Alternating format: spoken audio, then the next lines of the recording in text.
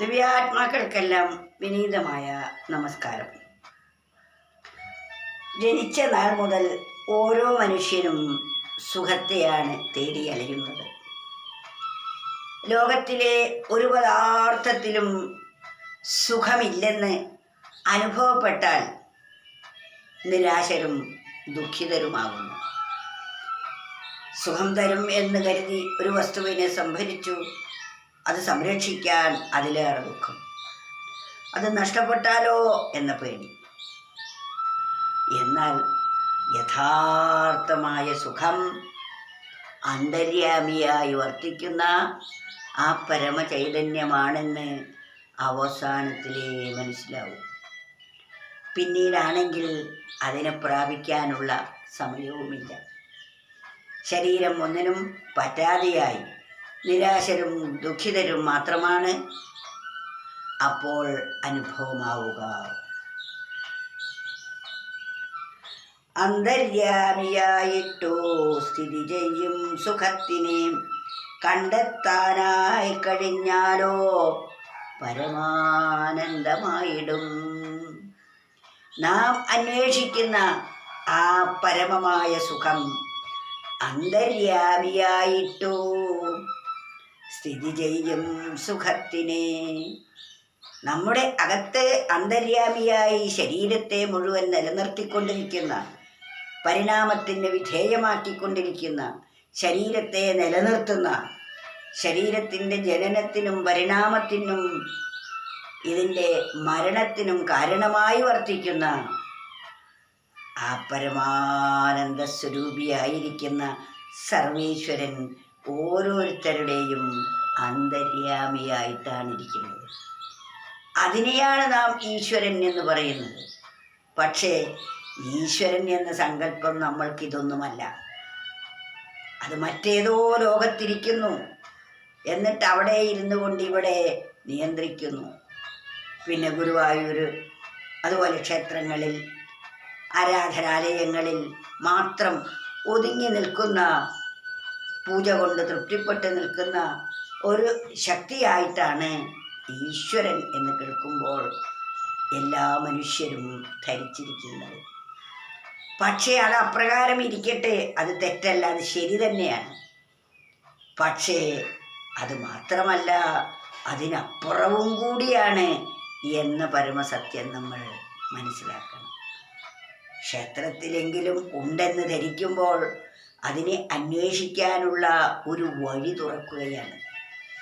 അങ്ങനെ അന്വേഷിച്ച് കണ്ടെത്തുമ്പോഴാണ് അന്തര്യാമിയായിട്ടു സ്ഥിതി ചെയ്യും സുഖത്തിനെ. നമ്മുടെ മനസ്സ് അങ്ങിമിങ്ങും ഓടി പരതിക്കൊണ്ടിരിക്കുന്ന മനസ്സൊന്ന് സ്വസ്ഥമാകുമ്പോഴാണ് അന്തര്യാമിയായ അതിനെക്കുറിച്ച് അറിയാൻ ഇടവരുന്നത്.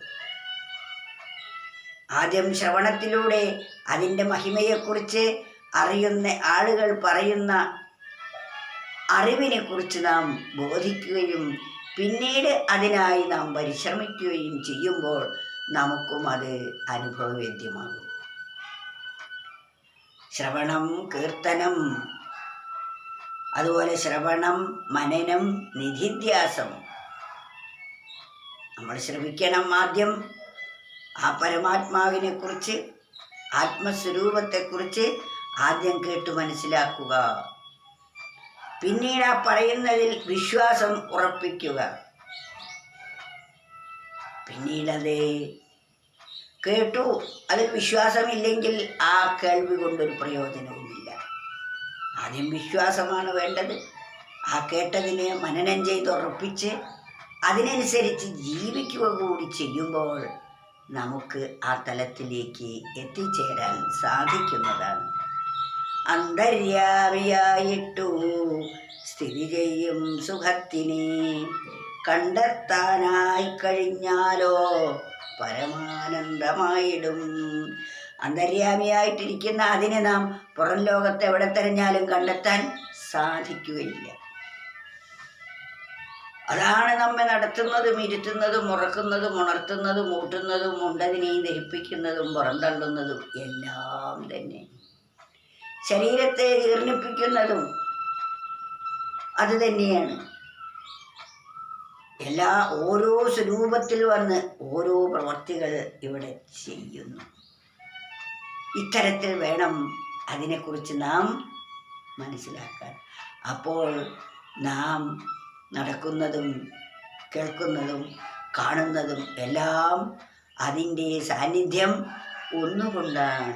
ഏതുപോലെ ബൾബിൻ്റെ വൈദ്യുതിയുടെ സാന്നിധ്യം കൊണ്ട് ബൾബ് പ്രകാശിക്കുമ്പോൾ, ബൾബിൻ്റെ പ്രകാശം വൈദ്യുതിയുടെ സാന്നിധ്യം കൊണ്ട് മാത്രമേ ഉണ്ടാവൂ.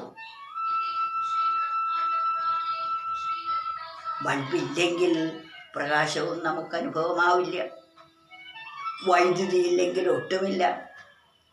അപ്പം ബൾബും വേണം, വൈദ്യുതിയും വേണം. ആ വൈദ്യുതി ബൾബിലൂടെ വരുമ്പോഴാണ് പ്രകാശമുണ്ടായത്. അപ്രകാരം ആ വൈദ്യുതിയുടെ കണക്ഷൻ എപ്പോൾ ഇല്ലാതാകുന്നുവോ അതോടുകൂടി പ്രകാശം എന്ന വ്യവഹാരം ഇല്ലാതെയാകുന്നു. അപ്രകാരം ഈ ശരീരമാകുന്ന ബൾബിലൂടെ ഈശ്വരനാകുന്ന വൈദ്യുതി പ്രവേശിച്ചപ്പോഴാണ് ഈ ജഗത് പദാർത്ഥങ്ങളെല്ലാം ഉണ്ടായത്. മനസ്സ് ഇന്ദ്രിയദ്വാര പ്രവേശിച്ചപ്പോഴാണ് ഇതെല്ലാം. അത് മനസ്സിന്ദ്രിയങ്ങളിൽ കൂടി പ്രവഹിക്കാതെ മനസ്സിൻ്റെ ഉൽപ്പത്തി സ്ഥാനത്തേക്ക് തിരിച്ചു പോകുമ്പോൾ ജഗത് പ്രതീതിയേയില്ല. പിന്നീട് അവിടെ ശേഷിക്കുന്നത് ഇതിൻ്റെ ഉടമസ്ഥനായിരിക്കുന്ന അന്തര്യാമിയായിരിക്കുന്ന മഹാപ്രഭുവിനെയായിരിക്കും. അതിൻ്റെ സ്വഭാവം അനന്തമായ ആനന്ദമാണ്. സത്തും ചിത്തും ആനന്ദവുമാണത്. ആ അനുഭവം നമുക്ക് വരണമെങ്കിൽ ആ വഴിക്ക് തന്നെ പോയാലേ അറിയൂ. ബാഹ്യലോകത്ത് നാം എത്ര അന്വേഷിച്ചാലും അത് കണ്ടെത്താൻ സാധിക്കുകയില്ല. ബൾബിലൂടെ പ്രകാശം വൈദ്യുതിയായി രൂപാന്തരപ്പെടുന്നത് പോലെ ഈ ശരീരമാകുന്ന ഉപാധിയിലൂടെ ആ ചൈതന്യം പ്രവേശിച്ചപ്പോൾ ശബ്ദസ്പർശ രൂപരസഗന്ധാദികളാകുന്ന പ്രപഞ്ച പ്രതീതി ഉണ്ടാവുകയും അതാണ് സുഖത്തിനെന്ന് ധരിക്കുന്നത് വിഡ്ഢിത്തരമല്ലേ എന്ന് മഹത്തുക്കൾ നമ്മോട് ചോദിക്കുകയാണ്. അതിലല്ല വാസ്തവത്തിൽ. അതാണ് അന്തര്യാമിയായിട്ടു സ്ഥിതി ചെയ്യും സുഖത്തിനെ കണ്ടെത്താനായി കഴിഞ്ഞാലോ പരമാനന്ദമായിടും.